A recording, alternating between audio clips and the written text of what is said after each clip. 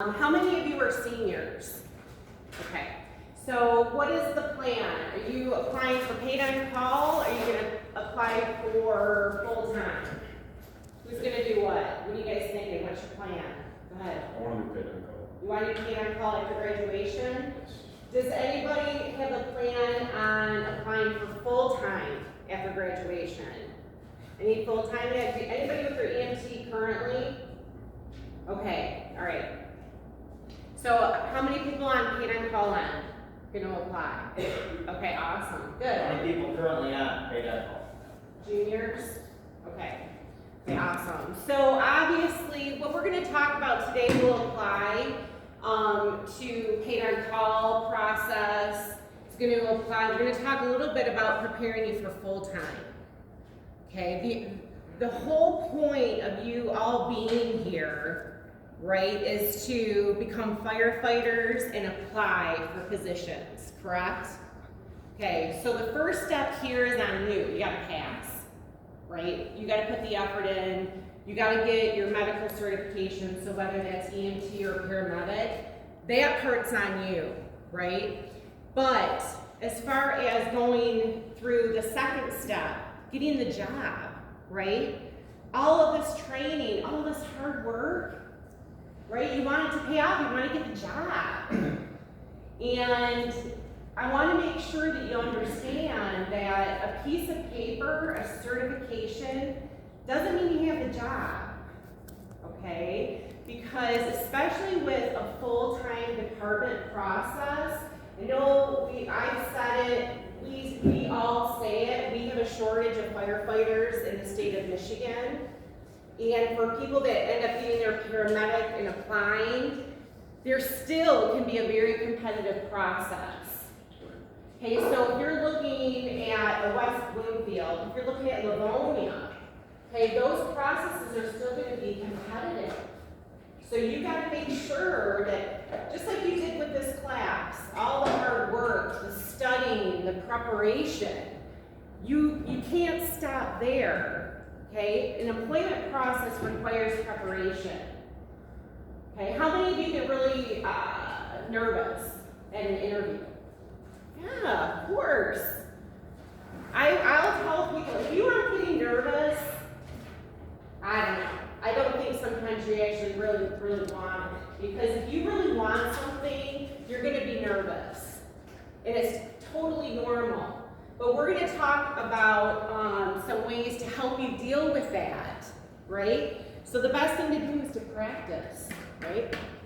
All right, so we're going to talk for about 15-20 minutes on an application, okay? I know the application process seems black and white. You fill it out, right, and you turn it in. But we're going to talk a little bit more about that, some do's and don'ts when you fill out an application.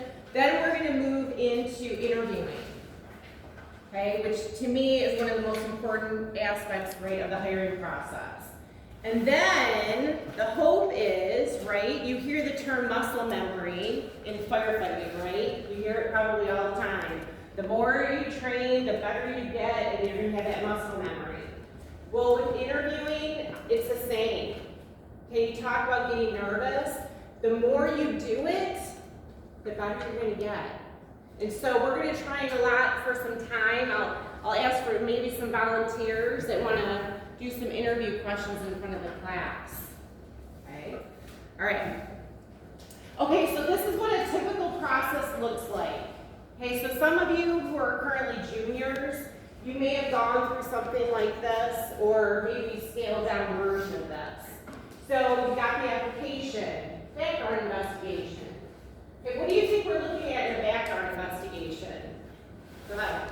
Like offenses like tickets or anything like that? Yep, so we're looking at driving record. We're looking at criminal history. What else do you think we're looking at in the background? Go ahead. Yeah. Social media. Social media. That can bite you, right? Social media is good, but it can be very, very bad, right? On what we can find in a background. Anything else on the background? Go ahead. Employment history. Employment history, right? Everything you filled out on the application Are you telling us the truth? Right? That's all part of that background investigation. So then you're gonna have typically 2 rounds of oral interviews, and then agility test, right? You guys all took the Brighton agility test. That gives you a sample of what an agility test can be. That's ours. Now, if you're going for a full-time position, you're gonna have a test called CPAT. It is more challenging than the Brighton agility test. Look it up on YouTube. Yes. Firefighter CPAT, that stands for Candidate Physical Yep. Ability Test. Right. What you took was what I would call CPAT light. Yes. A little bit lighter, but Yes. still dynamic. Yes, absolutely. And then once an offer is given to you, then you're gonna go for a full firefighter physical. Okay, those physicals are thorough, they're looking at your lungs, they're making sure that you can wear a pack. It's not very often someone is removed from the process, but the whole point is making sure that you can physically do the job in a safe manner. Okay, so that is kind of that's pretty much what you're gonna see. There will be variations. The competency test, who's with Heartland? Heartland Juniors, did you guys take a competency test? I did. Okay. So Heartland requires it of their juniors. Brighton, we don't require it until paid on call. But a competency test is very similar to like a civil service exam. Okay, it's a method of, honestly, it's a way to eliminate candidates. Okay, we want to make sure that people that we're bringing in have basic competencies. Reading comprehension, mechanical aptitude, there's ethics questions typically involved. Most processes you have to pass at least 70%. Okay, civil service exams, which are common with full-time processes, you'll be ranked based on that. Did you take the civil service exam, Tom, when you were in? Oh, yeah. Yeah. Oh, yeah. Yeah, so it's pretty common. So just be prepared for that. Okay, so for example, you got your certifications, you got your Fire 1 and 2, you got your medical. Okay, how are you going to decide what department you apply for when you're ready to go full time? What are you going to do? Go You ahead. look at like background info on like the apartment and like how much calls they get, and you look at like how busy they are, what kind of department they are, Yep, who runs it, who's in charge. yep. And how are you going to get that information? You're gonna go to like their website and look up stuff on their website. Yep, go to their website and do research, right? What else can you do? Website, what else? What else should you be looking at?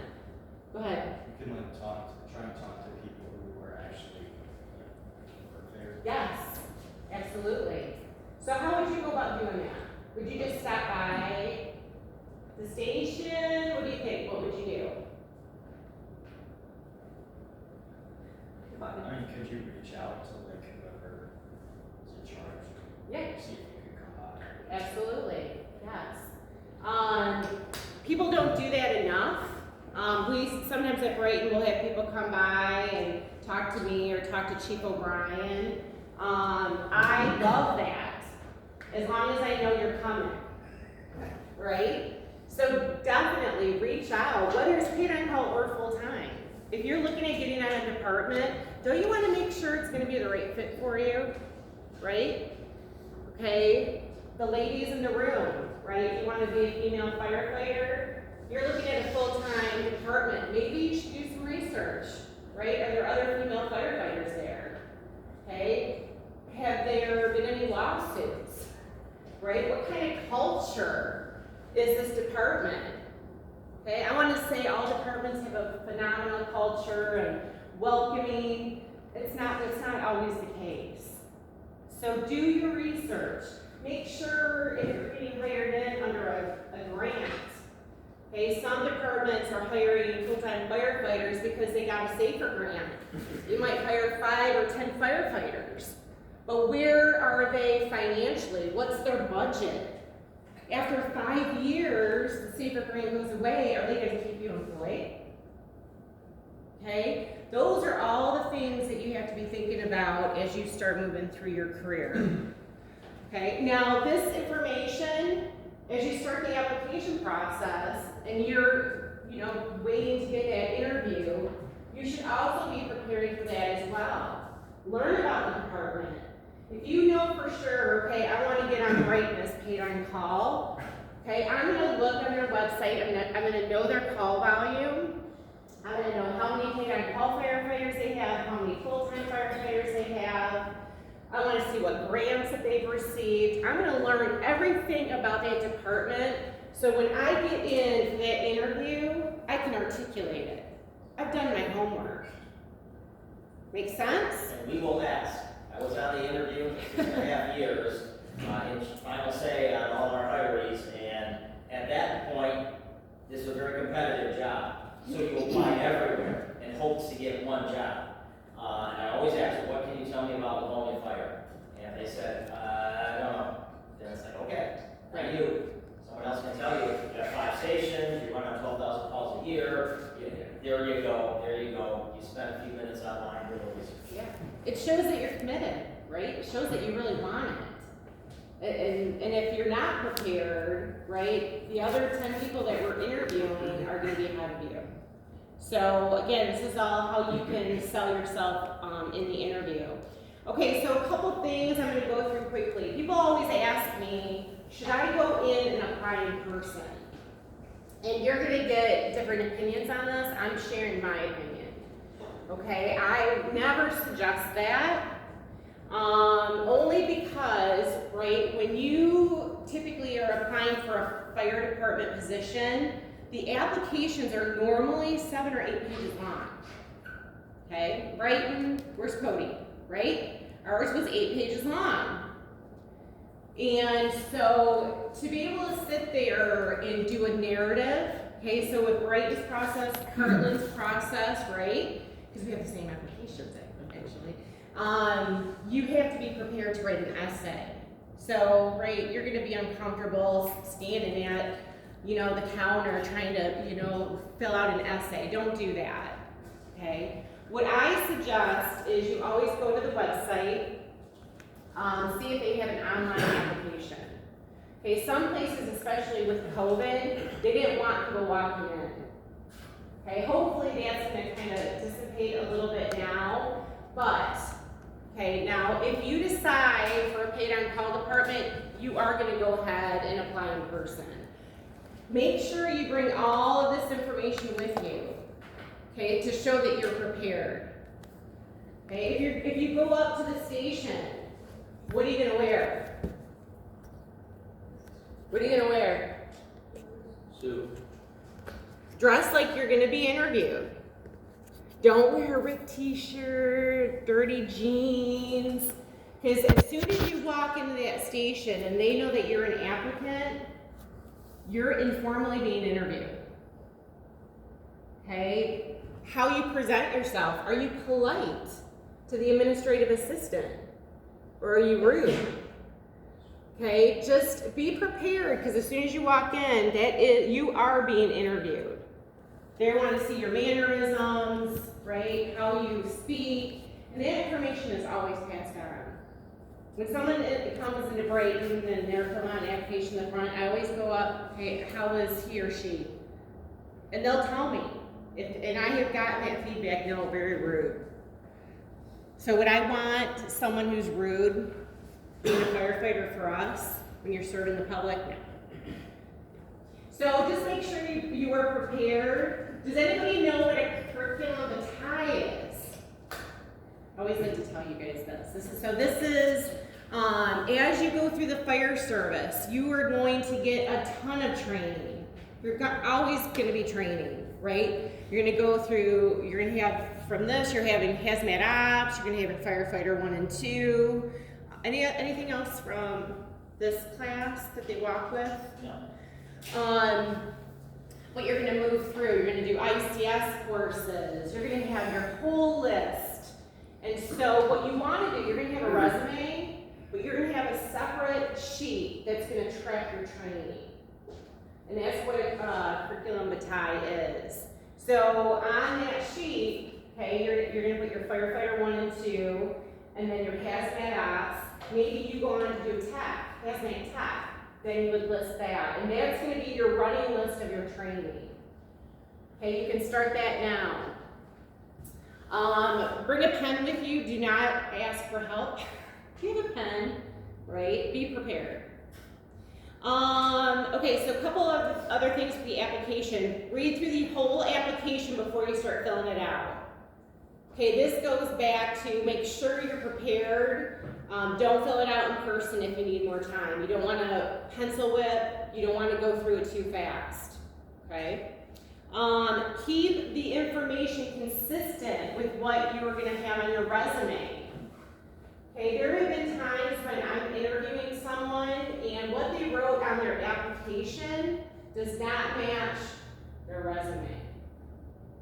Okay, so somewhere there's a disconnect. If you tell me you left your job at Little Caesars in June of 2020, okay, but your application has 6 months later, right, I'm gonna question a couple things on that, right? So just make sure you're consistent. If you were fired from your job, okay, when you're filling out your application, a lot of people don't like to reference that. Be 100% honest. Okay, that application, if doing a background investigation, sometimes backgrounds are done after job offer is presented to you, and backgrounds, if they find anything that's inconsistent and that you lied on your application, you're automatically terminated. Okay, so be honest. Okay, we'll talk a little bit how you can phrase that in an interview. Go ahead. I have 2 questions. Sure. Is it better to type your application or handwrite it? Good question. So, okay, so now I'm gonna get into my pet peeves. Okay, so with applications, if you have the ability to fill it out online, fill it out online. Do not print, do not use cursive. You guys anybody use cursive? I'm impressed. Do not do that, because if I can't read it, I'm not probably gonna take the time, to be honest, to look at it. So that's a great question. Always utilize online if you can do that. When you're filling it out, don't leave blank spaces. If it's asking you a question, fill it out, or it's going to be considered incomplete. Go ahead. For a question you can't answer, can you just answer with like NA for non-applicable? Yes, depending on what that is. Have you ever had that happen with an application before? What was it? Do you remember? I don't remember. Okay. Go ahead. I replied at how it was like, degrees or high school graduation. Oh, yes. Yeah, so that would be appropriate, not applicable. Yep. But just, if there's a question that's difficult, don't put NA. All right? Don't avoid the hard questions, just make sure you're very thorough with everything else, okay? Go ahead. So I was filling out an application with Brian, like the way that I think it was a PDF of some sort, the way that it lined it up, Mm-hmm. when you typed it, it would put the words halfway through the boxes. Yeah. Sometimes it can be your, if you're using Google, or sometimes you have to change search engines, that can help at times. So when you do experience that, try different search engines, download it, and see if it helps. Because I've had people turn in the apps when I can't read it, but then I've had others that I can read it fine. So that's a good point. Okay, so how many of you have had to leave a job because the boss was a complete idiot? Oh, a couple people, right? Okay, so that happens, right? We've all experienced a job where we couldn't stand the boss, couldn't stand the environment, felt that maybe management wasn't supportive, maybe wouldn't work with your school schedule, all different reasons. Okay, but when you're filling out an application, okay, first of all, when I'm looking at that piece of paper, I don't know you, right? I don't know the situation. All I'm doing is I'm making a very quick assumption as I'm reading through an application. Okay, so if someone's listing their past employment and they say, boss was me, then the next one, management wouldn't work with me, then the next one, I was terminated. Okay, what kind of picture is that making of that individual? Go ahead. A negative person. Negative person. Yeah, go ahead. Like if they were to talk that way about their old boss, was to say they won't let you. Yeah. Past behavior is future behavior, right? I have a question. Go ahead. Okay, so I've worked